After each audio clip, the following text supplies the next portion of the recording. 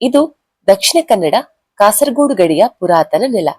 ಅಲ್ಲಿ ಉಕ್ಕಿ ಹರಿಯುವ ಪರಶುರಾಮ ಕ್ಷೇತ್ರದ ಪವಿತ್ರ ಶಕ್ತಿ. ಇಲ್ಲಿ ನಿಂತಿದೆ ಶತಮಾನಗಳ ದೈವೀಕತೆ ಹೊತ್ತ ಕನಿಪುರ ಶ್ರೀ ಗೋಪಾಲಕೃಷ್ಣ ದೇವಾಲಯ. ಇದು ಸಾಧಾರಣ ಕೃಷ್ಣ ದೇವಾಲಯವಲ್ಲ. ಋಷಿ ಕಣ್ವ ಮಹರ್ಷಿಯ ಆಶ್ರಮದಿಂದ ಆರಂಭವಾದ, ರಾಜವಂಶಗಳಿಂದ ಅಧಿಕಾರದ ಕೇಂದ್ರವಾಗಿ ಬೆಳಗಿದ, ಇಂದಿಗೂ ದೇವರ ನಿಜವಾದ ಬಾಲಗೋಪಾಲ ಭಾವನೆಯನ್ನು ತೋರಿಸುವ ದೇವಾಲಯ. ಹಾಗಾದ್ರೆ ಬನ್ನಿ, ಇವತ್ತಿನ ವಿಡಿಯೋದಲ್ಲಿ ಕನಿಪುರ ಶ್ರೀ ಗೋಪಾಲಕೃಷ್ಣ ದೇವಾಲಯದ ಇತಿಹಾಸ, ದಂತಕತೆ ಎಲ್ಲದರ ಬಗೆಗೆ ತಿಳಿಯೋಣ. ಈ ದೇವಾಲಯದ ಸ್ಥಳ ಪುರಾಣಕ್ಕೆ ಸಂಬಂಧಪಟ್ಟ ಹಾಗೆ, ದ್ವಾಪರ ಯುಗದ ಅಂತ್ಯ ಯಶೋದಳ ಮನೆಯಲ್ಲಿದ್ದ ಒಂದು ಚಿಕ್ಕ ಬಾಲಗೋಪಾಲನ ಶಿಲಾಮೂರ್ತಿ ಸ್ವತಃ ಶ್ರೀಕೃಷ್ಣನೇ ಕಣ್ವ ಮಹರ್ಷಿಗೆ ಕೊಟ್ಟು, ಇದನ್ನ ರಕ್ಷಿಸು, ಭವಿಷ್ಯದಲ್ಲಿ ಸಾವಿರಾರು ಭಕ್ತರಿಗೆ ಆಶೀರ್ವಾದವಾಗಲಿ ಎಂದು ಹೇಳುತ್ತಾನೆ. ಮಹರ್ಷಿ ಆ ದೇವ ಮೂರ್ತಿಯನ್ನ ತೆಗೆದುಕೊಂಡು ಸಾಗರ ತೀರದ ದಟ್ಟ ಅರಣ್ಯಕ್ಕೆ ಬರುತ್ತಾರೆ. ಒಂದು ಕ್ಷಣ ಅಲ್ಲಿ ದಿವ್ಯ ಪ್ರಕಾಶ, ಭವ್ಯವಾದ ಶಂಖನಾದ. ಅದೇ ಕ್ಷಣದಲ್ಲಿ ಮಹರ್ಷಿಗೆ ಈ ಸ್ಥಳ ದೇವರೇ ಆಯ್ಕೆ ಮಾಡಿದ ಪವಿತ್ರ ಕ್ಷೇತ್ರ ಎನ್ನುವುದು ಗೊತ್ತಾಗುತ್ತದೆ. ಅವರು ಮೂರ್ತಿಯನ್ನ ಪ್ರತಿಷ್ಠಾಪಿಸಿ ಅಭಿಷೇಕಕ್ಕೆ ತಮ್ಮ ಕಮಂಡಲದಲ್ಲಿದ್ದ ನೀರನ್ನ ಸುರಿಯುತ್ತಾರೆ. ಆ ನೀರು ಚಿಕ್ಕ ಅರಿವಾಗಿ ಹೊರಟು ಪ್ರಬಲವಾಗಿ ಜಲಧಾರೆ ಆಗಿ ಸಮುದ್ರಕ್ಕೆ ಸೇರಿ ಹೊಸ ನದಿ ಆಗುತ್ತೆ. ಅದುವೇ ಕುಂಬಿನಿ ನದಿ. ಆ ಊರಿಗೆ ಆ ನದಿಯ ಹೆಸರೇ ಕುಂಬಳೆ ಎಂದು ಬಂದಿದೆ. ಕಾಲ ಬದಲಾಗುತ್ತೆ, ರಾಜ್ಯಗಳು ಉದಯವಾಗುತ್ತೆ.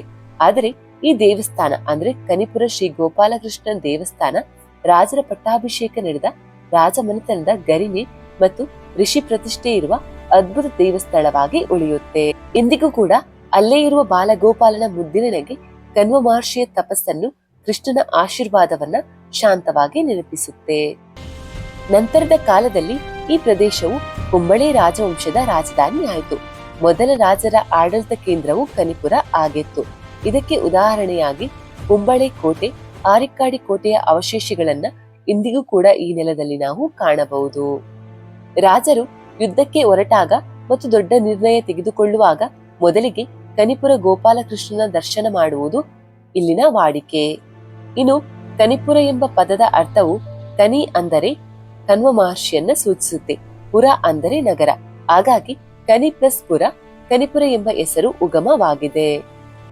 ದೇವಾಲಯದ ಬಗೆಗೆ, ದೇವಾಲಯವು ಕೇರಳ ದಕ್ಷಿಣ ಕನ್ನಡ ಶೈಲಿಯಲ್ಲಿ ನಿರ್ಮಿಸಲ್ಪಟ್ಟಿದ್ದು, ಇದು ಕೇರಳ ರೀತಿಯ ಚೂರಣ ಮೇಲುಗಟ್ಟು ಮತ್ತು ದಕ್ಷಿಣ ಕನ್ನಡದ ಕಟೇಕಟ್ಟು ಆವರಣಗಳ ಮಿಶ್ರಣವಾಗಿದೆ.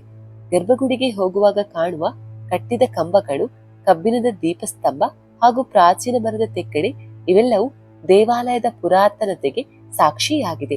ಇಲ್ಲಿ ದೇವರು ಬಾಲಗೋಪಾಲ, ಸಣ್ಣ ಕೈಗೊಂದ ಅಮೃತ ಭಾವದ ಕೃಷ್ಣ ಮೂರ್ತಿ, ಮುಖದಲ್ಲಿ ಮಗುತನ, ಕಣ್ಣಲ್ಲಿ ನೀಲರಸ. ಪ್ರತಿಷ್ಠಿತ ಮೂರ್ತಿಯ ವೈಶಿಷ್ಟ್ಯ, ದಕ್ಷಿಣಕ್ಕೆ ಮುಖ ಮಾಡಿದ್ದಾನೆ, ಕುಮುಖದಾಕಾರದ ಪೀಠ, ಬೆಳ್ಳಿಯ ಕವಚ ಧಾರಣ, ಚಿನ್ನದ ಅಲಂಕಾರವು ಕೆಲ ದಿನಗಳಲ್ಲಿ ಮಾತ್ರ ಇರುತ್ತೆ.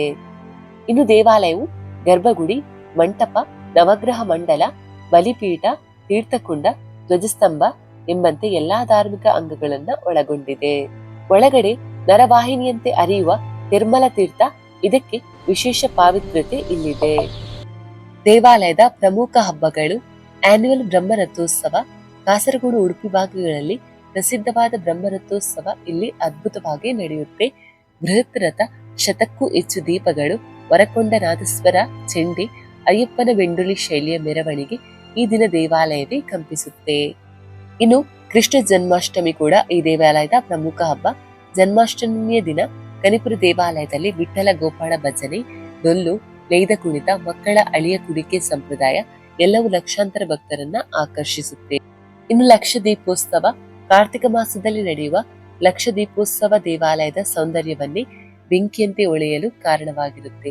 ಇನ್ನು ಪ್ರತಿದಿನ ನಡೆಯುವ ಅನ್ನ ಸಂತರ್ಪಣೆ ಕನಿಪುರಕ್ಕೆ ಬರುವ ಪ್ರತಿಯೊಬ್ಬರಿಗೂ ಆಶೀರ್ವಾದವೇ ಸರಿ.